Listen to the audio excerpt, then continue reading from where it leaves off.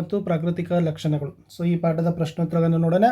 ವಿಡಿಯೋದ ಡಿಸ್ಕ್ರಿಪ್ಷನ್ ಬಾಕ್ಸ್ನಲ್ಲಿ ನಾನು ನಿಮಗೆ ಎಲ್ಲ ವಿಷಯಗಳ ಲಿಂಕನ್ನು ಕೊಡ್ತೀನಿ. ಪ್ರತಿ ವಿಷಯದ ಪ್ರತಿ ಪಾಠದ ಪ್ರಶ್ನೋತ್ತರಗಳು ಸಿಗ್ತವೆ. ವಿಡಿಯೋನ ಲೈಕ್, ಶೇರ್ ಮತ್ತು ಸಬ್ಸ್ಕ್ರೈಬ್ ಮಾಡೋದನ್ನು ಮಾತ್ರ ಮರೆಯದಿರಿ ಅಂತ ಹೇಳ್ತಾ ಭಾರತದ ಭೌಗೋಳಿಕ ಸ್ಥಾನ ಮತ್ತು ಪ್ರಾಕೃತಿಕ ಲಕ್ಷಣಗಳು ಪಾಠದ ಪ್ರಶ್ನೋತ್ತರಗಳನ್ನು ನೋಡುವ. ಅಭ್ಯಾಸಗಳು. ಮುಖ್ಯ ಪ್ರಶ್ನೆ 1, ಖಾಲಿ ಬಿಟ್ಟಿರುವ ಸ್ಥಳಗಳನ್ನು ಸೂಕ್ತ ಪದಗಳಿಂದ ಭರ್ತಿ ಮಾಡಿರಿ ಅಂತ ಇದೆ. ಮೊದಲ ಪ್ರಶ್ನೆ, ಇಂಡಿಯಾ ಎಂಬ ಹೆಸರು ಡ್ಯಾಶ್ ನದಿಯಿಂದ ಬಳಕೆಗೆ ಬಂದಿದೆ ಅಂತ ಕೇಳಿದ್ರು. So Sindhu is the right answer. ಪ್ರಶ್ನೆ 2, ಭಾರತವನ್ನು ಒಟ್ಟು ಡ್ಯಾಶ್ ಚದರ ಕಿಲೋಮೀಟರ್ಗಳಷ್ಟು ವಿಸ್ತಾರವಾಗಿದೆ ಅಂತ ಕೇಳಿದ್ದಾರೆ. ಸೊ ದ ರೈಟ್ ಆನ್ಸರ್ ಏನಪ್ಪ ಅಂದರೆ 32,87,263 ಅಂತಕ್ಕಂಥದ್ದು ನಿಮ್ಮ ಉತ್ತರವನ್ನು ಅಲ್ಲಿ ಬರಬೇಕು. ಮುಂದಿನ ಪ್ರಶ್ನೆ, ಭಾರತದ ಮಧ್ಯಭಾಗದಲ್ಲಿ ಡ್ಯಾಶ್ ಉತ್ತರ ಅಕ್ಷಾಂಶ ಹಾಯ್ದು ಹೋಗುತ್ತದೆ ಅಂತ ಕೇಳಿದರು. ಸೊ ಉತ್ತರ ಏನಾಗಿತ್ತಪ್ಪ ಅಂದರೆ 23°30' ಅಂತಕ್ಕಂಥದ್ದು ಏನಪ್ಪ ಅಂತಂದರೆ ಭಾರತದ ಮಧ್ಯಭಾಗದಲ್ಲಿ ಇಷ್ಟು ಉತ್ತರಾಕ್ಷಾಂಶ ಹಾದು ಹೋಗಿದೆ. 4ನೇ ಪ್ರಶ್ನೆ, ಭಾರತದ ಮುಖ್ಯ ಭೂಭಾಗವನ್ನು ಹೊಂದಿರುವ ಕರಾವಳಿಯು ಡ್ಯಾಶ್ ಕಿಲೋಮೀಟರ್ಗಳಷ್ಟು ಆಗಿದೆ ಅಂತ ಕೇಳಿದ್ದಾರೆ. ಸೊ 6,100 ಕಿಲೋಮೀಟರ್ ಅನ್ನೋದು ಸರಿಯಾದ ಉತ್ತರ. ಇನ್ನು 5ನೇ ಪ್ರಶ್ನೆ, ಭಾರತದ ಭೂಸ್ವರೂಪವನ್ನು ಡ್ಯಾಶ್ ಪ್ರಧಾನ ವಿಭಾಗಗಳಾಗಿ ವಿಂಗಡಿಸಲಾಗಿದೆ. ಅದನ್ನು 4 ಪ್ರಧಾನ ವಿಭಾಗಗಳಲ್ಲಿ ವಿಂಗಡಣೆಯನ್ನು ಮಾಡಿದ್ದಾರೆ ಭಾರತದ ಭೂಸ್ವರೂಪ. 6ನೇ ಪ್ರಶ್ನೆ, ಮಹಾ ಹಿಮಾಲಯವನ್ನು ಡ್ಯಾಶ್ ಎಂದು ಕರೆಯುವರು ಅಂತ ಕೇಳಿದರೆ. ಸೊ ಮಹಾ ಹಿಮಾಲಯವನ್ನು ಏನಂತ ಕರೀತಾರೆ? ಹಿಮಾದ್ರಿ ಅಂತ ಕರೀತಾರೆ. 7ನೇ ಪ್ರಶ್ನೆ, ಪ್ರಪಂಚದಲ್ಲಿಯೇ ಡ್ಯಾಶ್ ಅತ್ಯುನ್ನತ ಶಿಖರವಾಗಿದೆ ಅಂತ ಕೇಳಿದರು. So Mount Everest. ಇನ್ನು 8ನೇ ಪ್ರಶ್ನೆ, ಉತ್ತರ ಭಾರತದ ಮೈದಾನವು ಡ್ಯಾಶ್ ಮಣ್ಣಿನಿಂದ ನಿರ್ಮಿತವಾಗಿದೆ ಅಂತ ಕೇಳಿದರು. ಅದು ಮೆಕ್ಕಲು ಮಣ್ಣಿನಿಂದ ನಿರ್ಮಿತವಾಗಿದೆ ಅನ್ನೋದನ್ನು ನೀವು ಬರಿಬೇಕು. 9ನೇ ಪ್ರಶ್ನೆ, ಕರ್ನಾಟಕದಲ್ಲಿ ಪಶ್ಚಿಮ ಘಟ್ಟಗಳನ್ನು ಡ್ಯಾಶ್ ಎಂದು ಕರೀತಾರೆ ಅಂತ ಕೇಳಿದ್ದಾರೆ. ಸೊ ಕರ್ನಾಟಕದಲ್ಲಿ ಪಶ್ಚಿಮ ಘಟ್ಟಗಳನ್ನು ಏನಂತ ಕರೀತಾರಪ್ಪ ಅಂತಂದರೆ ಸಹ್ಯಾದ್ರಿ ಅಂತ ಕರೀತಾರೆ ಅನ್ನೋದು ಉತ್ತರ. ಮುಖ್ಯ ಪ್ರಶ್ನೆ 2, ಈ ಕೆಳಗನ್ನು ಸಂಕ್ಷಿಪ್ತವಾಗಿ ಉತ್ತರಗಳನ್ನು ಬರಿಬೇಕು. ಸೊ ಫಸ್ಟ್ ಕ್ವಶನ್, ಭಾರತವು ಏಷ್ಯಾ ಖಂಡದ ಯಾವ ಭಾಗದಲ್ಲಿದೆ ಅಂತ ಕೇಳಿದ್ದಾರೆ. ಸೊ ಉತ್ತರ ಏನಿದೆಪ್ಪ ಅಂತಂದರೆ ಸೊ ಭಾರತ ಏಷ್ಯಾ ಖಂಡದ ದಕ್ಷಿಣ ಭಾಗದಲ್ಲಿದೆ ಅನ್ನೋದು ಉತ್ತರ. ಮುಂದಿನ ಪ್ರಶ್ನೆ, ಭಾರತವು ಭೂಮಿಯ ಯಾವ ಗೋಳಾರ್ಧದಲ್ಲಿದೆ ಅಂತ ಕೇಳಿದ್ದಾರೆ. ಸೊ ಭಾರತವು ಸಂಪೂರ್ಣವಾಗಿ ಉತ್ತರಾರ್ಧ ಮತ್ತು ಪೂರ್ವಾರ್ಧ ಗೋಳಾರ್ಧದಲ್ಲಿದೆ ಅನ್ನೋದನ್ನು ನೀವು ಬರಿಬೇಕು. ಇನ್ನು 12ನೇ ಪ್ರಶ್ನೆ, ಭಾರತದ ಭೂರಾಶಿಯ ದಕ್ಷಿಣ ತುದಿ ಯಾವುದು? ಅದನ್ನು ಇಂದಿರಾ ಪಾಯಿಂಟ್ ಅಂತೀವಿ.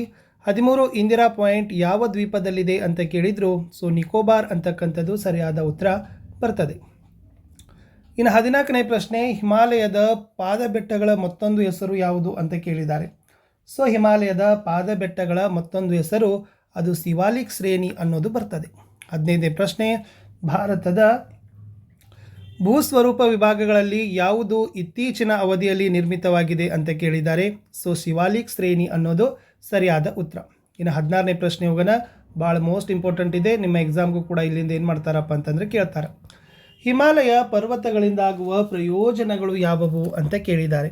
ಸೊ ಯಾವೆಲ್ಲ ಪ್ರಯೋಜನಗಳಿದಾವೆ ಅಂತಂದರೆ ಜನಜೀವನದ ಮೇಲೆ ಅಪಾರ ಪ್ರಭಾವವನ್ನು ಬೀರ್ತದೆ, ಭಾರತಕ್ಕೆ ರಕ್ಷಣೆಯನ್ನು ಒದಗಿಸ್ತದೆ, ಶೀತ ಗಾಳಿಯನ್ನು ತಡೆ ಹಿಡಿತದೆ, ನದಿಗಳ ಉಗಮ ಪ್ರದೇಶವಾಗಿದೆ, ಜಲ ವಿದ್ಯುತ್ ಶಕ್ತಿ ಉತ್ಪಾದನೆಗೆ ಅನುಕೂಲವಾಗಿದೆ, ವೈವಿಧ್ಯಮಯ ಸಸ್ಯ ಮತ್ತು ಪ್ರಾಣಿ ಸಂಕುಲಗಳಿಗೆ ಆಶ್ರಯತಾಣವಾಗಿದೆ, ಅಪಾರ ಪ್ರಮಾಣದ ಖನಿಜ ಸಂಪನ್ಮೂಲಗಳನ್ನು ಒಳಗೊಂಡಿದೆ, ಪ್ರವಾಸೋದ್ಯಮ ಮತ್ತು ಧಾರ್ಮಿಕ ಕೇಂದ್ರವಾಗಿದೆ ಅನ್ನೋ ಅಂಶಗಳನ್ನು ನೀವು ಬರಲೇಬೇಕು. 17ನೇ ಪ್ರಶ್ನೆ, ಪರ್ಯಾಯ ಪ್ರಸ್ಥಭೂಮಿ ಹೊಂದಿರುವ ವ್ಯಾಪ್ತಿಯನ್ನು ವಿವರಿಸಿರಿ ಅಂತ ಕೇಳಿದರು. ಹಾಗಾದರೆ ಪರ್ಯಾಯ ಪ್ರಸ್ಥಭೂಮಿ ಎಷ್ಟು ವ್ಯಾಪ್ತಿ ಪ್ರದೇಶವನ್ನು ಹೊಂದಿದೆ? ಸೊ ಇದು ಸಟ್ಲಜ್ ಗಂಗಾ ಮೈದಾನದ ದಕ್ಷಿಣದಲ್ಲಿ ಹಿಂದೂ ಮಹಾಸಾಗರ ಅಂತ ಬರ್ತದೆ. ಇನ್ನು ನೆಕ್ಸ್ಟ್ ಏನಪ್ಪ ಅಂತಂದ್ರೆ 16 ಲಕ್ಷ ಚದರ ಕಿಲೋಮೀಟರ್ ವಿಸ್ತಾರ ಇದೆ. ಉತ್ತರದಲ್ಲಿ ಅರಾವಳಿ ಪರ್ವತದಿಂದ ದಕ್ಷಿಣದ ಕನ್ಯಾಕುಮಾರಿಯವರೆಗೆ ಆವರಿಸಿದೆ. ಪಶ್ಚಿಮ ಘಟ್ಟಗಳಿಂದ ಪೂರ್ವದಲ್ಲಿ ಜಾರ್ಖಂಡ್ನ ರಾಜ್ಮಹಲ್ ಬೆಟ್ಟವರೆಗೆ ವಿಸ್ತರಿಸಿದೆ.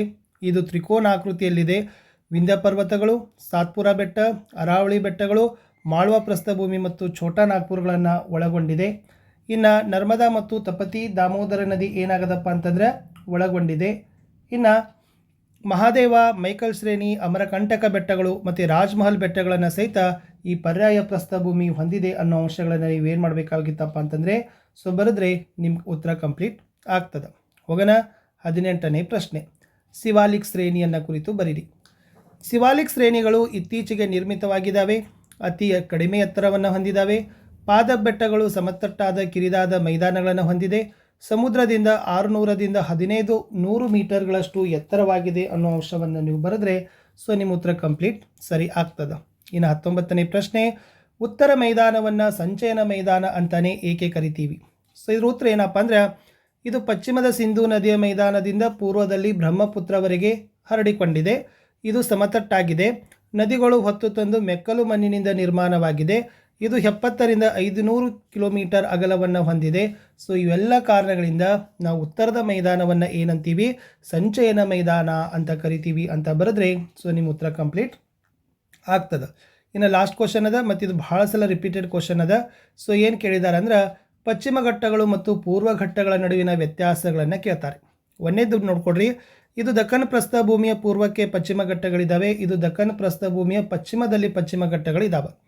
ಆಮೇಲೆ ಇವು ಪಶ್ಚಿಮ ಘಟ್ಟಗಳನ್ನು ನೀಲಗಿರಿ ಬೆಟ್ಟಗಳಲ್ಲಿ ಸಂಧಿಸಿದರೆ ಇವು ಮಹಾರಾಷ್ಟ್ರ ಮತ್ತು ಕರ್ನಾಟಕದಲ್ಲಿ ಸಹ್ಯಾದ್ರಿ ಅಂತ ಕರೀತಾರೆ.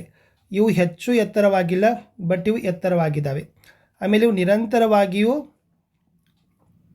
ಇದ್ದಾವೆ, ನಿರಂತರವಾಗಿಲ್ಲ ಅಂತ ಕರೀತಾರೆ, ಬಟ್ ಇವು ಏನಾಗಿದ್ದಾವಪ್ಪ ಅಂದರೆ ನಿರಂತರವಾಗಿದೆ. ಓಕೆನಾ.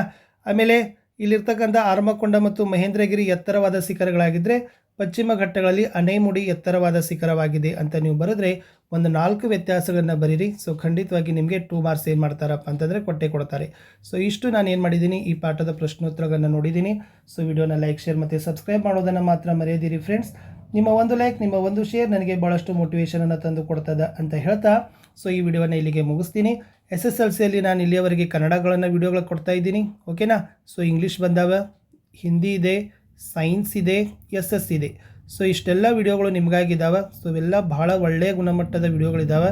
ಸೊ ನೋಡಿ, ಲೈಕ್, ಶೇರ್ ಮತ್ತು ಸಬ್ಸ್ಕ್ರೈಬ್ ಮಾಡೋದನ್ನು ಮಾತ್ರ ಮರೆಯದಿರಿ ಅಂತ ಮತ್ತೊಂದು ಸಾರಿ ನಿಮ್ಮೆಲ್ಲರಿಗೂ ಹೇಳ್ತಾ, ವರ್ಕಿಂಗ್ PDF ನಾವು ನಮ್ಮ ಟೆಲಿಗ್ರಾಮ್ ಗ್ರೂಪು ಮತ್ತು ವಾಟ್ಸಪ್ ಚಾನಲ್ಗಳಲ್ಲಿ ಶೇರ್ ಮಾಡ್ತೀವಿ. ಓಕೆನಾ. ಅಲ್ಲಿ ಅವುಗಳನ್ನು ನೋಡಿಕೊಂಡು ಚೆನ್ನಾಗಿ ಓದೋದನ್ನು ಕಲೀರಿ ಅಂತ ಹೇಳ್ತಾ ವಾಚ್ ಮಾಡಿದ್ದಕ್ಕೆ ಧನ್ಯವಾದಗಳು. ಸೊ ಏನಾದರೂ ಡೌಟ್ ಇದ್ದರೆ ತಾವುಗಳು ಕಮೆಂಟಲ್ಲಿ ಕೊಡ್ಬೋದು. ನಿಮ್ಮ ಎಲ್ಲ ಡೌಟ್ಗಳನ್ನು ನಾನು ಏನು ಮಾಡ್ತೀನಿ, ಉತ್ತರಗಳನ್ನು ಕೊಡಲಿಕ್ಕೆ ಪ್ರಯತ್ನಗಳನ್ನು ಪಡ್ತೀವಿ. ಯಾಕಂದರೆ ನಮಗೂ ಕೂಡ ಏನಾಗುತ್ತದಪ್ಪ ಅಂದರೆ ಸಮಯ ಅಂತಕ್ಕಂಥದ್ದು ಬೇಕು. ಸಮಯ ಇತ್ತಂದರೆ ಸೊ ಖಂಡಿತವಾಗಿ ನಿಮ್ಮ ಎಲ್ಲ ಒಂದು ಸಮಸ್ಯೆಗಳಿಗೆ ಕಮೆಂಟ್ಗಳಿಗೆ ಖಂಡಿತವಾಗಿ ನಾವು ರಿಪ್ಲೈಗಳನ್ನು ಕೊಡ್ತೀವಿ ಅಂತ ಹೇಳ್ತಾ ವಿಡಿಯೋ ವಾಚ್ ಮಾಡಿದ್ದಕ್ಕೆ ಧನ್ಯವಾದಗಳು. Have a nice day. Good bye.